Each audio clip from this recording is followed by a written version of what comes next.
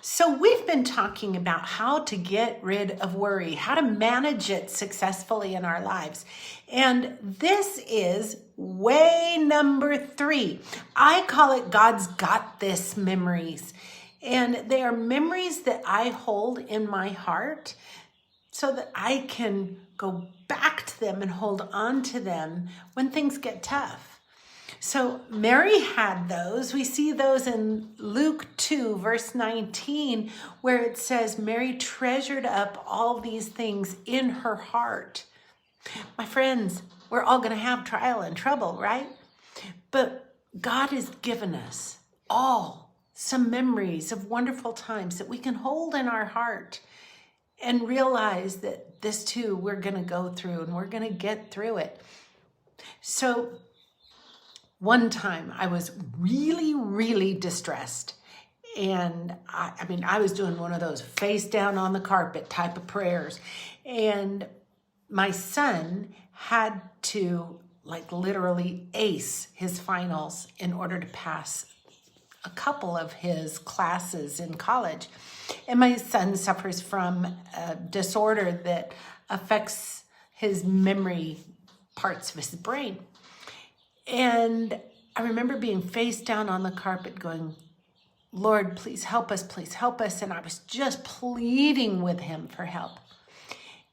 And he literally whispered in my ear, in my heart really, look up. I knew exactly where he was wanting me to look up, and I looked up. And it's this part on a wall that I have that is prayer needs for people all over the world. And on the other side of the wall, it's all the prayer needs that have been answered. And God again told me in my heart,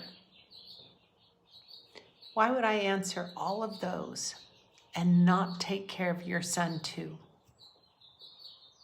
Now that didn't mean that Colin was going to pass his tests and everything was going to be great, but it did mean that God was going to take care of him, and I needed to let go and let God take care of him.